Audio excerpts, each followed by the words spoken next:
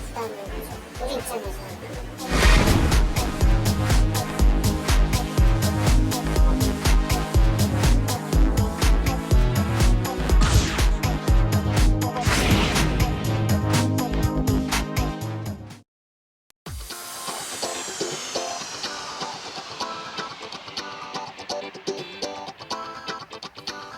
시민 여러분 안녕하십니까? 시민들을 위한 편파방송, 그래서 진짜 공익방송 TV민생연구소입니다. 이번 주 수요일 총선이죠. 사전투표율이 27% 가까이 됐다고 하는데요.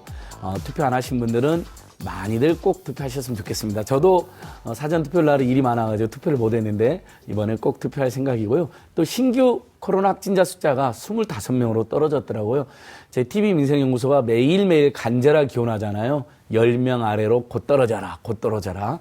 예, 이번 주 다음 주에는 정말 0명대로 갈 수 있도록 우리 모두 계속 힘과 지혜를 모아보면 좋겠습니다. 네, 그렇습니다. 이 코로나19로요. 정말 어려운 상황임에도 불구하고 투표에 대한 관심이 정말 뜨겁습니다. 저도 사전 투표했는데 줄이 길게 늘어졌더라고요. 네. 예. 자, 이번 총선 굉장히 기대되는데요. 그래서 TV민생연구소에서도 오늘 준비했습니다. 4.15 총선 특집, 이 법이 필요하다. 네, 오늘 준비했습니다. 예. 좋은 정책, 올바른 변화에 투표해야 되지 않겠습니까? 그러면 우리 삶이 바뀔 것입니다. 그래서 오늘은 전국에 수백만에 달하는 아르바이트 노동자, 우리가 알바 노동자라도 하는데요. 아르바이트 노동자와 근로기준법에 대해 알아보겠습니다. 특히 아르바이트 노동자도 5인 미만 사업장 일하는 경우가 많잖아요. 저번에 그래서 5인 미만 사업장 문제 제가 집중 다뤘었는데요. 근로기준법에 사각지대에 놓여 있는 경우가 많죠. 이 문제점과 개선점. 그래서 총선 때 이런 관련한 정책 누가 준비했는지도 여러분이 곰곰이 따져보실 기회를 제공해 드리겠습니다. 네, 함께 해주실 전문가 두 분 소개해 드리겠습니다. 신정웅 아르바이트 노동조합 위원장님, 그리고 최종현 노동법 전문 변호사님 나오셨습니다. 안녕하세요. 네, 어서 오십시오. 네. 우리 최종 변호사님은 여러 번 출연해주셔서 고맙고요. 신정훈 알바노조님은 처음이시네요. 예. 앞으로도 계속. 본인이 직접 지금도 라이더 하고 계시죠? 아니요, 저는. 원래 라이더였는데. 지금 제품 지금 이제 상근 위원장이시군요. 줄여서 알바노조라고 부르겠습니다. 예. 신정훈 위원장님. 예. 지금도 이제, 얼마 전까지도 실제 라이더 알바도 하셨고, 지금 이제 위원장인데, 요즘 우리 알바 조합원들이 뭐 많이 잘린다거나 무급휴직을 당한다거나 여러 어려운 일이 많이 있다고 들었는데 요즘 어떠신가요? 전체적으로 상황이? 제가 이제 낮에는 이제 노조에서 일을 하고 밤에는 이제 지금 패스트푸드점에서 일을 하고 있습니다. 또 하고 네. 계시구나. 네, 그래서 근데 이제 코로나 이제 1월 20일 이후로 코로나 사태가 이제 발생하고 난 이후에 저를 포함해서 다른 분들이 이제 근무 시간이 많이 줄었어요. 그래서 첫 번째로는 이제 수입이 많이 줄어가지고 저만 해도 이제 이번 달 월세부터 해가지고 공과금이 좀 연체를 해서 냈어요. 네. 해결할 수가 상당히 많이 금액이 줄어가지고. 근데 진짜 문제는 그 금액적인 부분보다도 근무 시간이 줄다 보니까 원래 3명이서 하던 일을 지금 이제 2명이서 하거든요. 그러다 보니까 그 일을 쉬지 않고 일을 해야 되고 퇴근 시간 넘겨서까지 또 일을 해야 되고 한 사람이서 하는 양도 많아지다 보니까 이게 하루하루 계속되다 보니까 저희 동료들이 계속 지쳐가고 있어요. 네, 그게 제가 봤을 때는 더 큰 문제라고 봅니다. 잘린 분은 잘린 분들대로 고통이고 예. 남아서 일하는 분들은 노동 강도가 세지고 그래서 더 피곤하고 힘들고. 근데 예. 사실상 밖에 현재 지금 아르바이트 일자리가 많이 없기 때문에 시간이 줄고 뭐 금액이 줄어들었는데도 현재 거의 뭐 계속 일할 수밖에 없는 또 그럴 수밖에 없는 상황. 티셔츠는 알바들의 친구 알바TV. 유튜브도 있나 보죠. 우리 알바노조 TV인 거죠? 예, 요즘 유튜브 하고 알바TV. 있습니다. 네, 알바TV 여러분, 까지. 알바노조 알바TV가 있다는 거 꼭 기억해 주시고요. 저희도 깨알같이 예. 홍보해드리고요. 예. 변호사님, 이 코로나19로 관련돼서 아르바이트 노동자들이 법률 상담 많이 하러 올 것 같은데 주로 어떤 상담들 많이 하나요? 네, 저희 법률사무소에서는 초기부터 코로나 관련 노동법 쟁점을 다루는 신문 십답도 배포하고 여러 가지 노력을 했는데요. 주로 이제 권고사직이라든지 무급휴직 그리고 휴업수당을 내가 받을 수 있는지 여부에 대해서 상당히 많이 있었습니다. 그러나 코로나19와 무관하게 또 한편으로는 직장 내 괴롭힘의 대상이 되고 있다라는 상담도 굉장히 많이 들어오고 있습니다. 네, 그렇군요.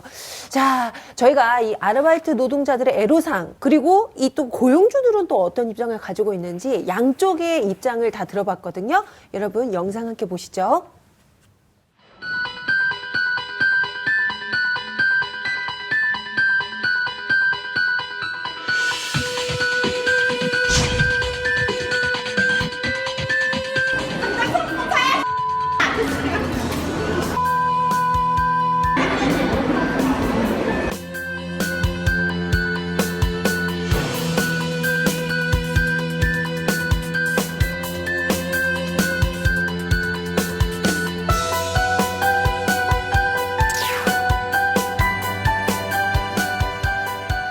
몸은 힘든데 돈은 좀 적고 그러니까 이제 일을 더 해야 될 수밖에 없는 상황? 그러니까 제 개인 시간 뭐 이런 게 없어지니까 그런 게 좀 안타까워져. 처음에 얘기한 거랑 다르게 알바 시간을 단축시키거나 요일을 단축시키거나 해서 시간을 확 줄여버리는 경우, 그럼 이제 저희는 생활하려고 이 정도 플랜을 짜놨는데 갑자기 이렇게 시간을 줄여버리면은 생활비가 좀 이제 갑자기 줄어드는 거잖아요, 거리가. 그래서 좀 당황했던 적은 있었어요. 뭐 일만 끝내고 가면 되는 줄 알고 있었는데 이제 주방에 설거지를 거의 떠맡듯이 해가지고 그때 첫날이었는데도 그래가지고 아 다음부터 못하겠다 그래가지고 바로 때려쳤어요.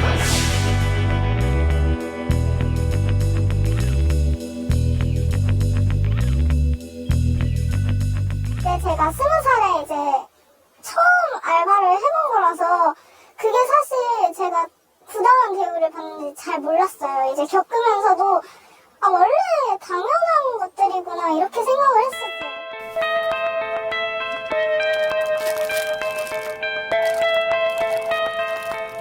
분리수거 같은 거에서 이제 본인 마음에 들지 않을 때 막 집에서 이렇게 가르쳤냐 약간 그런 식으로 말을 한 적도 있었고, 서툰 거에 대해서 불만을 가지고 저한테 이렇게 머리를 이렇게 치셨거든요. 머리를 이렇게 때렸다고? 네. 근데 그게 장난식으로 그런 게 아니라 약간 힘을 실어서.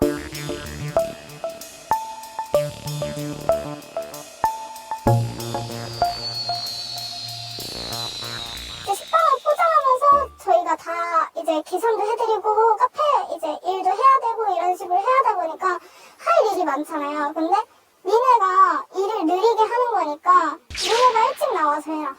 니네의 책임이다. 그러니까 30분씩 일찍 와라.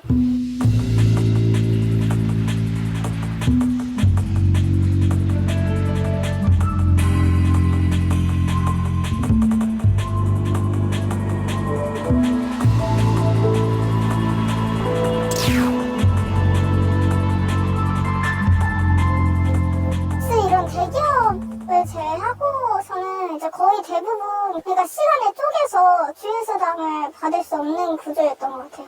그러니까 대타를 하지 않는 이상 주휴수당을 받을 수 없는 구조였고 다른 알바생들도 이제 주휴수당 같은 거를 생각 못하는 그런 구조였던 것 같아요.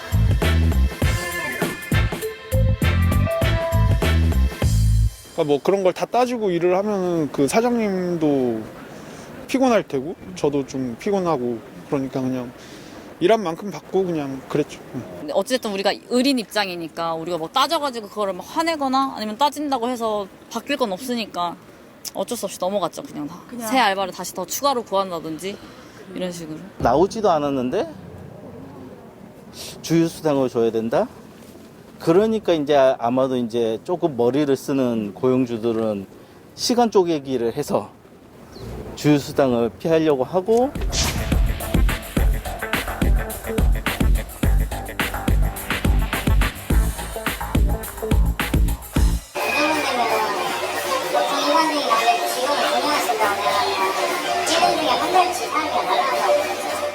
그것도 엄청 부담인 거죠. 우리 입장에서는. 그렇죠. 15시간이면 3일 일하고 다른 애가 3일 대치된다. 그러면 3일 일하고서는 3일은 딴 데 가서 또 일자리 알아봐야 되는 것이고 안 그러면은 뭐 못 구하면 노는 것이고 그건 또 말이 안 된다고.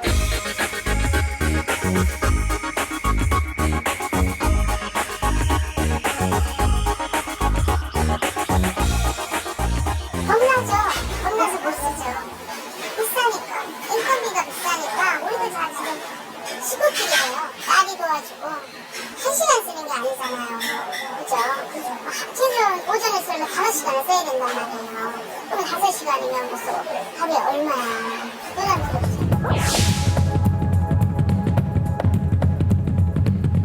조금 어려운 일을 시키잖아요. 그러면 나 이런 거 하러 오지 않았어요. 이렇게 얘기해요. 자기가 돈 벌러 왔으니까 아무거나 해야지 정상이잖아. 시간을 때워야 되니까. 근데 그게 안 되니까 어이가 없는 거죠. 편안히 그냥 보통 얘네들은 뭐 10시, 11시에 끝나서 친구들이랑 어울려서 이렇게 놀기로 원하는데 우리는 아침 6시까지니까 자기가 못 놀잖아요. 그래서 안 와요. 뭐 나라에서는 뭐 일자리가 없네 그러니까 그건 거짓말이에요. 안 와요.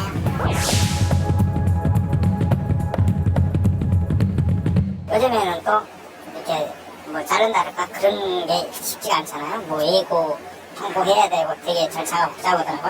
그런 걸 얘네들 또 철저하게 더 이용해. 뭐 자기는 딱 이렇게 폼 잡고 다리 꼬고 앉아있어요. 그럼 사장이 와서 입장 닦고 그런 시대라니까요. 뭐 접시 하나 나가는데 살살 놓는 거하고 이렇게 뿌려서 놓는 거하고 천지 차이잖아요. 왜 그래 화났어? 그래서 처음에 좋게 이야기한다고. 원래 이렇게 해요 저는. 그럼 그건 할 말 없어요. 그렇다고 야 너 이렇게 하면 안 돼. 자 힘을 써서 그러면은 내가 이걸 왜 쓰냐고 같이 대들이 절대 안 돼요. 힘을 써 받아야 내가 걔를 또 잘 수 있는 그런 뭐 법이 있더라고. 그런 걸 얘네들이 법을 더 많이 알아서 더 이용을 더 잘해요.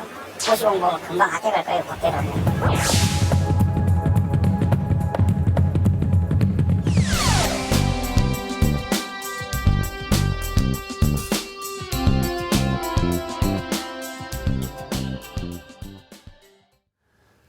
예, 역사적으로 원래 자본가와 노동자, 사용자와 피사용자 간에는 늘 갈등이 있기 마련이죠. 그것을 우리 현대 사회는 노동조합이라든지 노동자들에게 힘을 실어줌으로써 균형을 잡아왔다고 생각하는데요. 최종 변호사님, 노동법 전문 변호사로서 네. 우리 지금 사례들 보니까 사실 사용자들 입장에서 뭐 주휴수당이라든지 좀 부담이 되는 건 사실이죠. 근데 그렇다 하더라도 이렇게 막 시간을 마음대로 변경한다거나 분명히 뭐 3, 40분 더 했는데 공짜 노동을 시킨다거나 특히 이런 공짜 노동이 굉장히 서러운 노동 아닌가요? 문제 있는 노동 아닌가 어떻습니까? 예, 맞습니다. 업무를 시작하기 위해서 준비하는 시간, 그리고 이제 미리 모이라고 지시를 받는 시간 모두 근로시간의 해당이 됩니다. 네. 그렇기 때문에 근로자가 이렇게 30분씩 공짜 노동을 하는 것에 대해서는 체불임금 청구를 할 수가 있고요. 내가 실제로 이만큼 더 근무를 했다라는 것을 증거를 모아서 노동청에 진정 또는 고소를 제기하는 것이 가장 확실한 방법이라고 볼 수 있습니다. 네, 보통 증거는 어떻게 모아요? 자기가 이제 출근할 시간을 뭐 사진을 찍어 놓는다거나 뭐 네. 그 이렇게 출입 카드 같은 거 네. 그런 등록하는 거면 그걸 또 받아 놓는다거나 그런 식으로 맞습니다. 해가지고. 객관적인 자료, 그러니까 말씀하신 것처럼 출입증 기록 시간이라든지 아니면 업무 시스템에 실제로 접속한 시간, 뭐 포스를 사용한 시간 이런 것들이 가장 유효할 것 같습니다. 그런 건 만약에 청구하면 대부분 노동자 편을 들어주죠. 그건 그렇게 되어 있죠, 법이.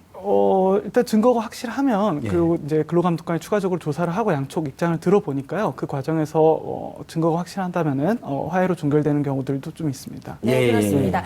저희가 화면에 보니까요, 이 아르바이트 노동자와 이 고용주 간의 입장 차이가 참 크다라는 거 확인할 수 있었는데, 저희가 논란이 되는 거 하나하나 좀 짚어볼 텐데, 가장 먼저 이게 가장 큰 논란이 된 것 같아요. 주휴수당. 그러니까 일주일에 15시간 이상 일하는 노동자에게 일주일에 하루씩 그 하루치 노동 임금을 줘야 된다라는 이 제도잖아요. 그런데 주휴수당에 대한 위원장님의 생각은 어떠신지도 궁금하네요. 네. 주휴수당에 대한 이제 취지에 대해서 먼저 이해를 해야 되는데, 이제 이게 장시간 노동을 하고 난 이게 계속 지속되다 보니까 일정 이상 시간을 한 노동자한테 휴식권을 부여하는 게 핵심입니다. 근데 우리 한국 같은 사회는 아직도 전 세계 1, 2위를 다툴 정도로 노동시간이 많은 사회인데, 우리 초과 근무 또는 초과 노동을 위해서 지금 저희가 부를 축적해하고 지금의 경제 성장을 하고 있는 사회에서 이제 노동자가 소비되는 게 아니라 이제 사회 구성원의 한 사람으로서 이제 가려고 하면 이 초과 노동에 대한 문화가 이제 좀 정착 이제 사라지고 좀 안정화돼야 되는데, 지금도 현 정부에서 52시간제를 도입을 하는 과정에서도 많은 반대와 부작용 때문에 정착을 못하고 있는 이 상황에서 주휴수당 문제를 이제 지급하는 게 비용적으로 너무 많다라고 거론하기에는 좀 아직 이른 감이 있다. 또 하나는 노동자 입장에서 봤을 때 지금 최저시급이 이제 8,590원인데 네. 이게 이제 국가최저임금위원회 생계비 조사를 할 때 한 달에 필요한 금액을 이제 시간당으로 환산하면 이게 10,000원이 아직 안 돼요. 예. 그러면 정시간 정도만 일을 했을 때 자기가 한 달을 이제 버틸 수 있는 생계비를 못 번다는 얘기인데, 그럼 또다시 노동을 할 수밖에 없는 이 상황에서 주휴수당조차도 사라지게 된다면 그 1인당 노동시간이 굉장히 늘어날 걸로 저는 보고 있습니다. 그러니까 주휴수당은 매우 좋은 제도인데 아무튼 사용자들께서 어쨌든 부담을 가지는 그런 면도 제가 이제 살펴보는 건데요. 이 사용자들이 주휴수당을 줄 수 있을 정도로 특히 중소상공인들이 여력이 되면 좋을 텐데 그런 아쉬움은 안타까움이 있더라고요. 최준 변호사님, 근데 일단은 그래서 쪼개기 노동이라 해서 이게 문제가 되고 있지 않습니까? 사회적으로. 15시간 이상 하면 주휴수당 줘야 되니까 그 이하 정도로 딱 고용해버리니까 알바 노동자들이 피해가 꽤 있을 것 같은데 이 부분은 어떻게 개선해야 될까요? 예. 참 이 부분이 참 문제입니다. 주휴수당을 지급하지 않으려고 일주일 동안 소정근로 시간을 15시간 미만으로 정해놓는 경우가 많이 있습니다. 네. 그래서 매일 알바가 바뀐다고 해서 무지개 알바라고도 예. 하는데요. 결국에는 실제 내가 15시간보다 적게 근무했다 하더라도 계약서상에 규정된 소정근로 시간을 기준으로 따져야 됩니다. 초과 근로를 더 하는 경우도 마찬가지입니다. 그래서 전체 근로 기간을 합쳐서 일주 평균 소정근로 시간이 15시간 이상이라고 한다면 주휴수당 지급 의무가 발생하므로 전체 근로기간 동안의 소정근로 시간을 따져보는 것이 필요하겠습니다. 네, 그렇군요. 아니, 근데 방금 이제 말씀 네. 주신 것에 근데 14.5시간으로 이렇게 맞춰버린다. 소정근로 그럼 시간. 주휴수당 안 주게 되어 있는데 네. 이것을 만약에 약속한 것을 계속 망근하면 네. 그런 근로시간은 게 상관없이 주휴수당을 주는 걸로 바꿔야 된다는 취지로도 잠깐 말씀하신 것 같은데 어떻습니까? 사실 그 15시간 미만일 경우에는 그 주휴수당을 주지 않는 부분에 대해서는 좀 제도적인 개선이 필요한 부분이긴 합니다. 네. 근데 약간 그 논란이 있는 부분인데 예. 시도 네, 일단 거기까지 그렇습니다. 짚고요. 예. 자, 아르바이트생과 고용주의 두 번째 논점, 네, 바로 최저시급입니다. 자, 지금 2020년 최저시급이 8,590원인데요. 위원장님은 이 최저시급에 대해서 어떻게 생각하시나요? 최저시급에 대한 저희가 이해가 좀 필요한데 예전에는 이제 원체 이제 임금이 낮았기 때문에 네. 그 기준을 정했는데 지금은 좀 다르게 봐야 될 부분이 있었습니다. 예전에는 최저시급 문제가 그렇게 크게 논란이 안 됐어요. 왜냐하면 그보다 더 많이 받는 사람들이 있었기 때문에. 근데 지금은 이제 주변을 보시면 아시겠지만 어떤 일을 하든 간에 받는 금액이 다 비슷해요. 뭐 패스트푸드 일하든 커피숍 일하든 상하차를 일하든 이보다 더한 좀 전문직을 조금 하더라도 그렇게 크게 차이가 안 나요. 네. 예. 결국에 하는 일은 다른데 받는 금액이 같은 지금 시대에 살고 있기 때문에 최저시급을 노동자가 일을 했을 때 한 달간 살 수 있는 금액으로 이제는 봐야 되는 상황입니다. 예전 같았으면 자기가 일한 만큼 받는 금액으로 이제 봤어야 되는데 그런 관점에서 보면 정부가 이제 최저 생계비를 발표하고 거기에 이제 근접하게끔 최저시급이 설정이 돼야 누구나 일을 해도 한 달간 살 수 있다는 부분으로 이제 갈 건데 저희 아르바이트 노동자들이 이제 요구하는 것들은 이 부분입니다. 최저시급을 정할 때 작년도에다가 올해 이제 물가 상승률을 갖다가 이제 고려를 하는데 네. 물가 상승률은 정부에서 정한 400개 품목에 대한 소금, 뭐 소주, 설탕, 뭐 이런 부분들에 대한 가격 인상 등락폭을 가지고 평균값을 내는데 최저시급을 받는 그 저소득층 입장에서는 이런 것들보다 소금을 자기가 직접 소비하기보다는 소금이 들어가 있는 음식을 사 먹는 경우가 더 많거든요. 그렇죠. 그러니까 김밥이 2,000원 하던 게 2,500원 하면 저희들의 인상률은 그 정부가 제시하는 물가 상승률하고는 차이가 많이 납니다. 예. 그래서 이런 것들을 좀 고려한 저소득층한테 맞는 물가 상승률이 좀 반영될 필요가 있다고 저희들은 보고 있습니다. 네. 그러니까요. 월급 기준으로 주휴수당까지 포함해도 179만 원인데 만약에 주휴수당을 안 주는 경우도 많으니까 그러면 주휴수당이 보통 20만 원 정도 되니까 빼면 월급이 150만 원대인데 이걸로 주기 어려운 분들이 존재한다는 건 제가 충분히 이해하면서도 TV민생연구소는 150만 원대로 어떻게 사느냐, 살 수 있느냐라는 문제 제기를 할 수밖에 없는데 다만 최 변호사님, 네. 자 고용주들은 방금 말씀드린 것처럼 특히 이제 우리 영세 중소기업이나 중소상공인 입장에서는 최저임금 주기도 부담이 된다. 재벌 대기업이라든지 경제 강자가 너무 많은 걸 뺏어가는 구조에서 자기들도 허덕이는데 이걸까지 주기가 너무 어렵다 이제 이런 하소연하시는 거잖아요. 뭐 일면 이해도 되는 면도 있는데. 이런 이 최저시급을 둘러싼 갈등과 이견 어떻게 해소하는 게 가장 좋을까요? 예. 글쎄요. 대책이라고 하기는 좀 뭐라지만은 제가 오랫동안 검토되어 왔던 것 중에 하나는 이제 업종별, 지역별 최저임금을 좀 차등화해보자 이런 논의가 있었습니다.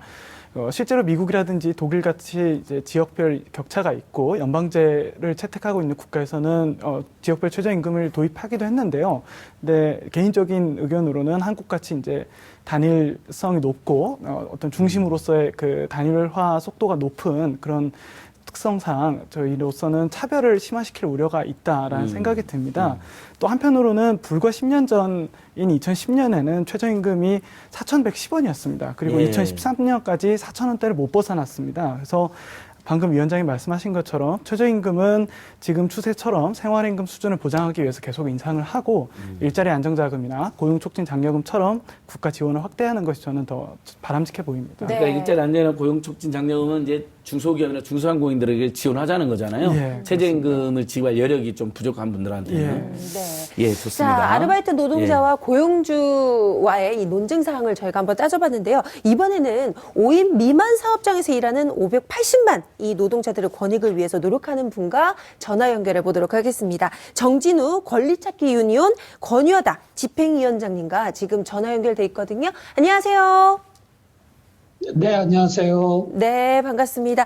위원장님, 저희 아르바이트 노동자들이 보통 그 5인 미만 사업장에서 일하는 경우가 많잖아요. 네. 자, 그런데 요즘 5인 미만 사업장에서 그 피해보는 사례들이 있을 텐데 뭐가 있나요? 네, 일단 그 조금 전에도 좀 언급이 되었지만 대부분의 이제 그 아르바이트 노동자들이 5인 미만 사업장에서 일을 하죠. 그래서 그 최저임금이나 이제 주휴수당 같은 경우 이제 적용되지 않는 부분에 이제 그 논란을 이야기를 하셨는데 일단 근로기준법을 조금 더 따져볼 필요가 있습니다.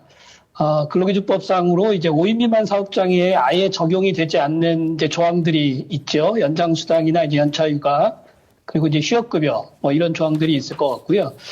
대부분 우리 아르바이트 노동자들이 일하는 이제 5인 미만 사업장에서는 아예 이제 법적으로 이런 부분이 뭐 제대로 시행되지 않는 것은 다 잘 알려져 있습니다.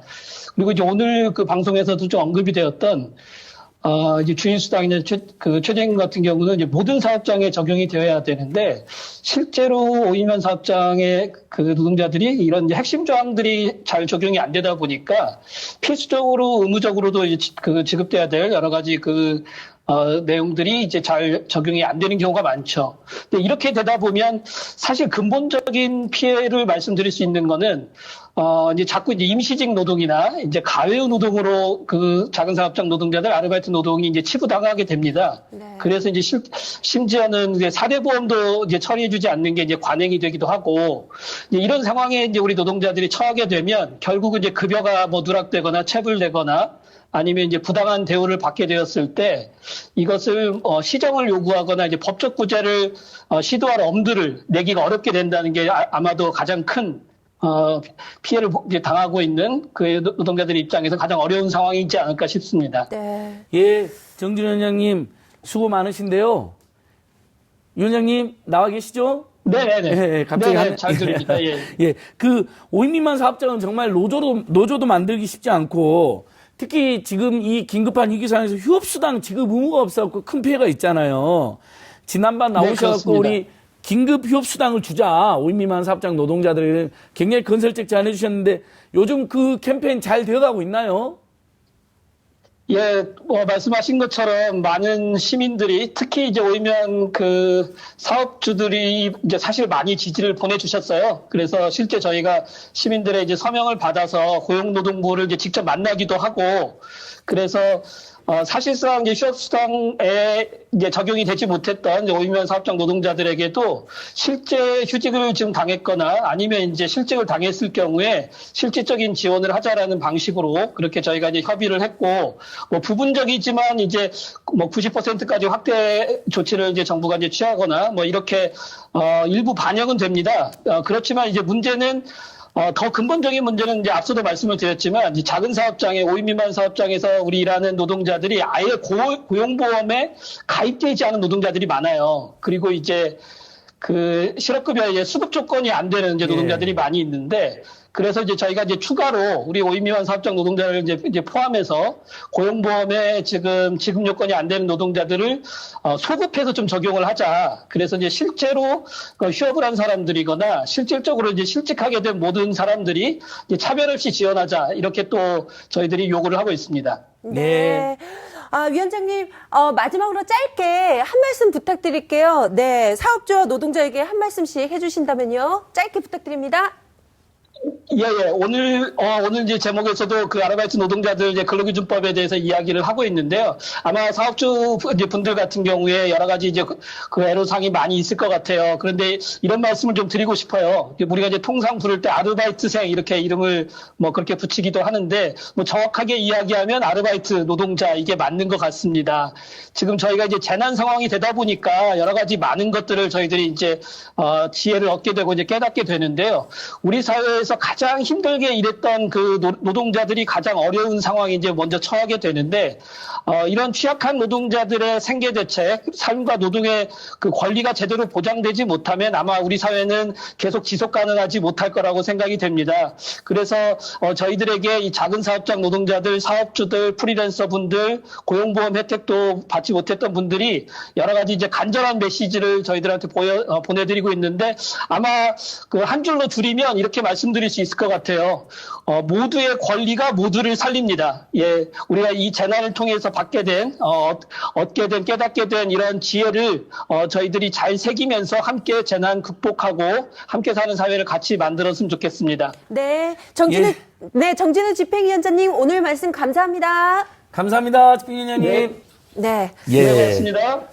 우리 권유하다라는 이제 좋은 단체 분들이 이제 또 전화활동 해주시는데요. 저번에 출연해 주셔가지고 저희들 또 약간의 기부금을 보내드렸습니다. 그 신정희 위원장님, 방금 이제 5인 미만 사업장 이제 핵심 활동하는 분들 말씀드렸는데 우리 알바 노동자들이 실제로 5인 미만 사업장에 굉장히 많이 계시죠. 어떤 부분이 제일 먼저 개선돼야 될까요? 이제 이 5인 미만이라는 기준부터 저희가 한번 얘기를 해봐야 되는데요.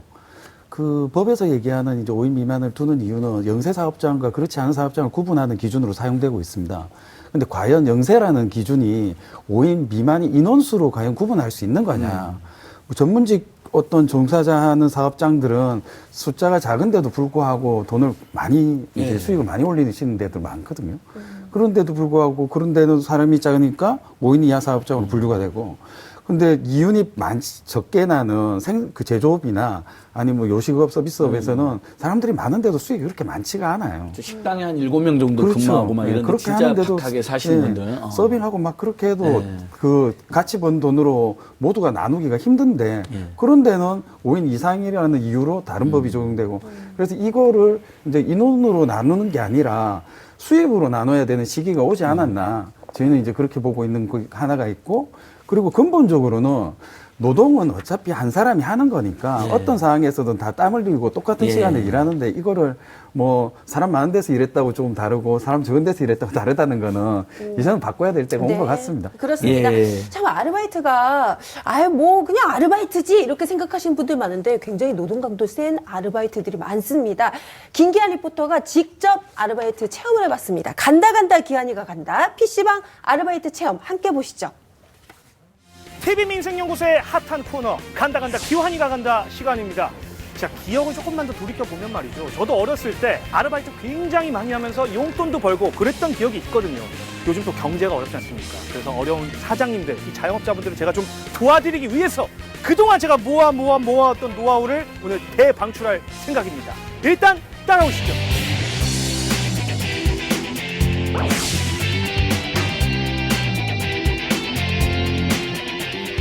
민생 오늘 일일 아르바이트생으로 이렇게 왔는데 일 좀 도와드리려고 왔거든요. 지금 할 일이 너무 많습니다. 많아요? 네. 뭐부터 하면? 지금 빨리 청소부터 하셔야 될 것 같아요. 청소부터? 네.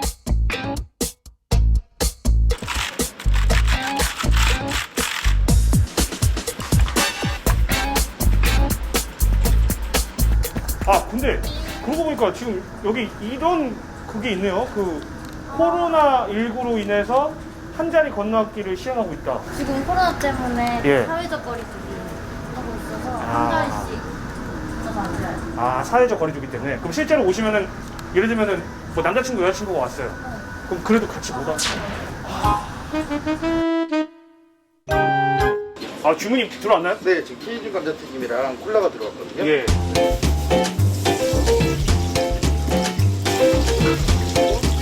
콜라는 여기. 얼음 양은 어느 정도? 3분의 2 정도.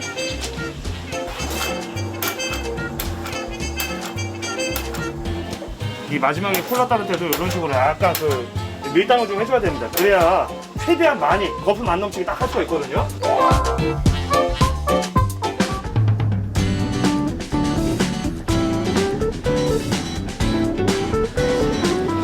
이게 지금 어디로 나가면 돼요? 이게 여기 자리 번호거든요. 107번. 지금 감자튀김 82번. 82번 죄송합니다. 아, 마음이 급해가지고. 82번 어디 쪽입니까? 안녕하세요. 예, 주문하신 감자튀김과 콜라 나왔습니다. 어떻게 해야 돼요? 네, 이거 영수증 필요하시죠? 아, 영수증 필요하신가요? 아, 괜찮습니다. 아, 예, 맛있게 드십시오. 예. 아, 순간님. 너무 힘든데요. 네. 그만두고 싶어요.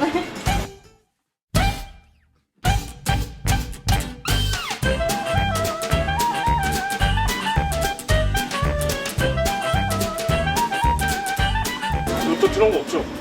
네, 지금 들어온 것 같습니다. 그러면 저희가 한 번씩 유리창이랑 한번 닦아줘야 되거든요. 네. 유리창 한번 닦아주시고. 여기 손잡이랑 이걸로 먼저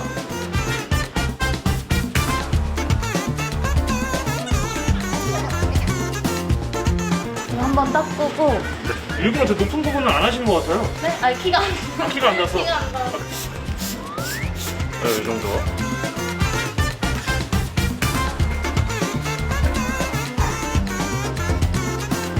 자, 끝난 거죠? 아니요, 여기 다 닦아야 돼. 아, 근데 우리 네. 선배님은 저기 알바 지금 경력이 얼마나 되시는 거예요? 저요? 저 5개월? 5개월. 근데 어때요? 요즘 코로나19 때문에 그 손님이 없다는 걸. 손님이 많이 없어서 편하긴 하지만 사장님 입장에서 아, 좀 많이. 네. 직원들을 또 줄일 수도 있는 거잖아요, 사실. 거기에 대한 좀 불안감은 없습니까? 불안감 없어요. 사장님 잘해주세요. 네, 사장님.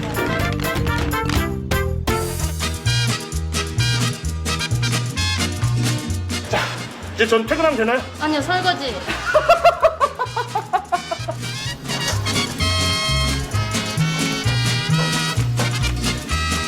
진짜 제 얼굴 닦는 것보다 더 심혈을 기울여서 지금 그릇을 닦고 있습니다.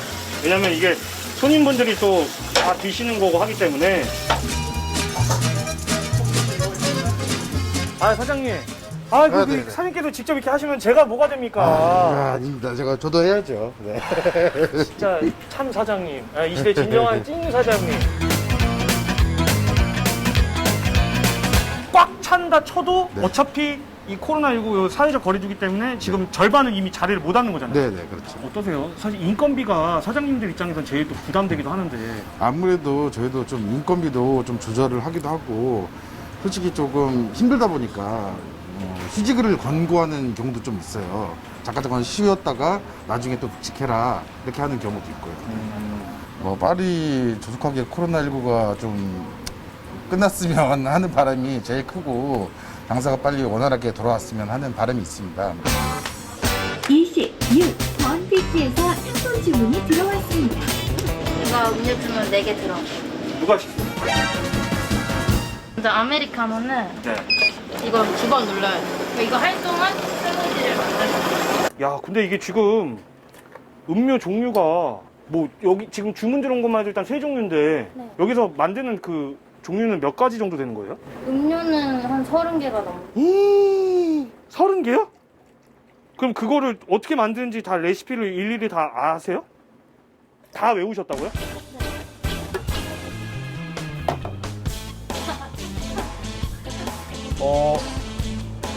카페 모카 만드는 법. 네? 카페 모카는 너무 음료는 일단 30개 정도 되고 음식도 지금 보니까 많던데 그건 몇 개 정도예요? 음식도 한 40개 정도. 아, 음식이 더 많아요? 40개요? 네, 40개. 자, 이제 손님들한테 드릴 건 드렸고 이제 저희 또 식사 시간 먹어봐야죠. 이게 다시 한번 이름 말씀드리면 올스팬 마요. 호이스팬 마요 삼겹 김치덮밥. 자, 일단 한번 비벼보겠습니다. 이야,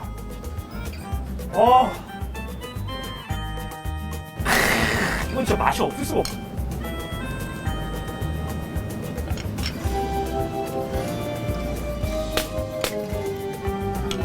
알바자리 남아요? 와, 너무 맛있어. 드세요.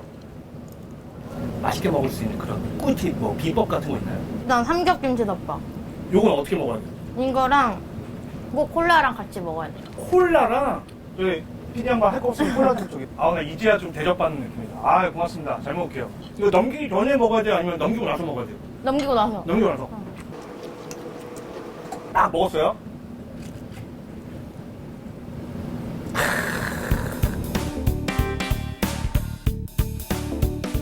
이제 용돈 따로 하고 이제 등록금 낼 거 따로 하고 이걸 모아서 또 등록금에 보태시는 거예요? 학자금 대출. 제가 오빠지만 아주 부끄러워지네요.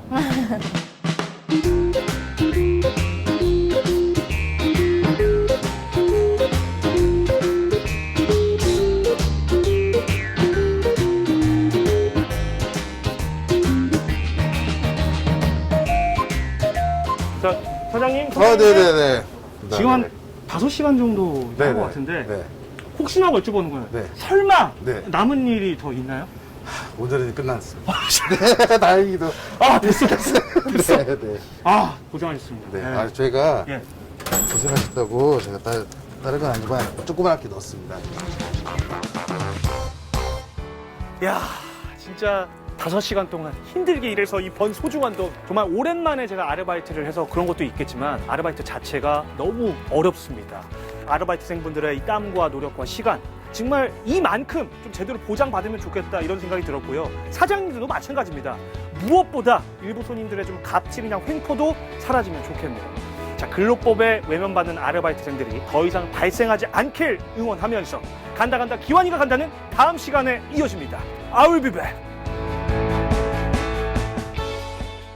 네. 야, 우리 김기한 리포터님 정말 고생 많아요. 네, 그쵸? 그렇습니다. 네. 저희가 아르바이트 노동자들이 실제 겪은 사례를 준비했거든요. 함께 얘기 나눠보도록 할게요. 먼저 첫 번째 사연입니다. 편의점 야간 아르바이트 중에 손님이 아이스크림 냉동고 코드를 실수로 뽑았는데 몰랐습니다. 나중에 사장님이 오셔서 아르바이트로서 확인하지 않았기 때문에 책임이 있다. 110만 원 정도의 손해액 전부를 일하면서 다 갚으라고 하는데요. 제가 다 갚아야 하나요? 변호사님, 이거 좀 제가 생각해도 억울할 것 같은데 이거 다 갚아야 되나요? 예, 여러 가지 문제가 함께 있습니다. 우선 손님이 코드를 실수로 뽑았다면 이거는 원칙적으로 손님 책임이 맞습니다. 네. 만약에 아르바이트 노동자가 확인을 했어야 된다고 볼 수는 있는데 그러면은 사장이 아르바이트 노동자에게 그런 업무를 지시를 했었거나 아니면 코드를 맨날 확인해 이런 식으로. 그렇습니다. 예, 근로계약서에 그런 업무 내용이 명시가 되어 있어야 합니다. 그리고 책임을 지더라도 전액은 너무 과도하고 과실 비율을 따질 필요가 있고요. 근로기준법상 급여는 전액 돈으로 지급을 해야 되므로 급여에서 110만 원을 공제를 시킬 수는 없습니다. 네. 이거 저런 경우는 억울하겠네요. 이렇게 코드는 또 구석지 있어서 잘 안 보일 수가 있거든요. 네. 자, 다음 사례인데요. 점장님이 또는 우리 중소상공인이나 자영업자 한 분이 반말과 폭언을 일삼는 경우가 있습니다. 요즘도 가끔 이제 문제가 되는데. 그래서 알바를 그만두겠다고 친구의 상담할 때 친구 당장 그만두라 그러는데 그런 거 있잖아요. 이렇게 이제 뭐 30일이든 15일이든 예고 없이 그냥 그만두면 혹시 노동자가 알바 노동자 어떤 불이익을 받을까 걱정하는 경우가 있잖아요. 물론 이제 갑자기 이제 다른 알바를 뽑아야 되는 자영업자도 어려움이 있을 수 있어서 이런 걱정이 있을 것 같아요. 어떻습니까? 지금 폭언을 당했다. 근데 제가. 네. 일단 폭언에 대한 책임은 별개로 하고 그 퇴사는 사용자가 합의하면은 언제든지 근로관계가 종료는 될 수 있습니다. 네. 문제는 이제 사용자가 퇴사를 합의해주지 않을 경우인데요. 원칙적으로는 민법이 적용돼서 한 번의 임금 지급 기간이 지나면은 근로관계가 해지가 됩니다. 그 전에 만약에 근로자가 내 마음대로 안 나갈래라고 하면은 업무의 내용에 따라서 실제 손해가 발생을 했을 때 그때 손해배상을 해야 할 수도 있습니다. 다만 그 액수를 실제 임금보다 훨씬 크게 미리 정해놓아서 근로자를 압박하는 수단으로 쓴다면은 이거는 근로기준법 위반이고요. 이렇게 위약 예정을 해놓는 경우에는 사용자는 형사처벌이 대상이 될 수도 있습니다. 그렇군요. 자, 저희 또 다음 사연 보도록 하겠습니다. 자, 제가 일한 지 5개월이 됐는데요. 근로계약서를 3개월씩 끊어서 씁니다. 1년 이상 일할 계획인데 근로계약서를 끊어서 써도 나중에 퇴직금을 받을 수 있나요? 라고 물었는데요. 이러면 퇴직금 받을 수 있나요? 일단 고용관계가 계속 갱신되는 경우에는 전체 기간을 합쳐서 1년 경과 여부를 인정받을 수가 있고요. 계약 사이사이에 만약에 일부 공백 기간이 있다고 하더라도 그 업무가 성격상 공백이 생긴 것인지 아니면은 잠깐 대기한 것인지 뭐 휴식을 위해서 잠시 휴업한 것인지를 따져서 연속성을 인정받을 수 있다는 게 대법원 판례입니다. 네. 그러니까 그럼 주휴수당 안 주려고 14.5시간씩만 했어도 네. 계속 이래서 1년이 지났다 네. 하면 받을 수도 있는 거네요. 퇴직금. 네, 그렇습니다. 예, 그런 점들을 우리가 또 한번 확인해 보고요. 자, 최 변호사님, 그다음에 근로계약서 작성할 때 우리 알바 노동자들이 그런 자문하잖아요. 업체나 어떤 고용주 또 근로계약서 이런 거 보면서 뭐 좀 좋은 업체를 만나고 싶잖아요. 폭언 안 당하고 어떤 뭐 좀 꿀팁 같은 게 있을까요? 좋은 요령이 있을까요? 지금 위원장님 계신데 이제 훨씬 전문가신데 제가 그때 한번 여쭤볼게요. 뭐라고 하긴 했지만 원칙적으로 말씀드리면 우선 업무 내용이 명확하게 정해져 있어야 되고요. 그다음에 네. 근로계약서를 바탕으로 급여가 명확하게 계산이 될 수 있어야 됩니다. 네. 그리고 이제 업무상 실수를 하거나 지각을 했을 때 뭐 과도한 벌금이 있는 경우 또는 근로자가 무조건 책임을 져야 된다. 이런 경우에는 반드시 이의 제기를 해야 됩니다. 요새 표준 근로계약서가 많이 나와 있어서 네. 비교해보고 참조를 하면 좋을 것 같습니다. 위원님 바로 여기서 여쭤볼게요. 그러면 이제 표준 근로계약서를 잘 보고 거기에 준거에서 고르면 되겠네요.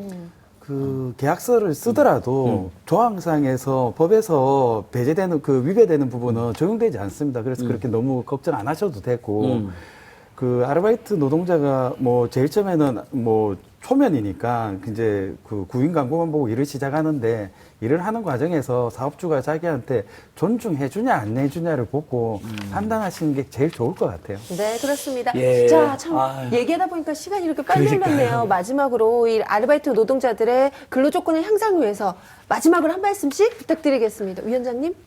지금 현재 이제 그 노동인권 같은 경우가 얘기가 많이 되고 있어가지고 노동자나 심지어는 학교 학생들까지도 노동법을 이제 공부하는 경우가 많이 예. 생겼어요.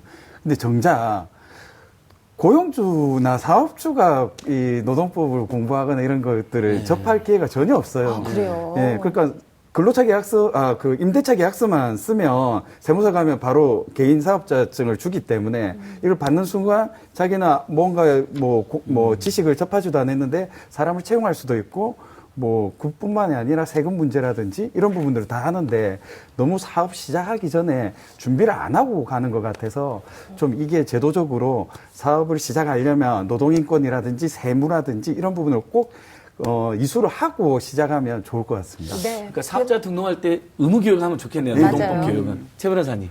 예. 일단 그 5인빈만 사업장에 적용되지 않는 근로기준법이 조항이 굉장히 많습니다. 깜짝 놀랄 정도인데요. 직장 내 괴롭힘도 이제 근로기준법에 금지 조항이 들어왔지만 5인 미만 사업장에 들어오지 않습니다.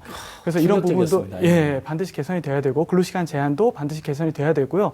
결국에는 알바도 사회 경험을 하는 게 아니고 그냥 근로자이기 때문에 노동의 가치가 인정받을 수 있는 만큼 노사가 상생할 수 있다고 봅니다. 네.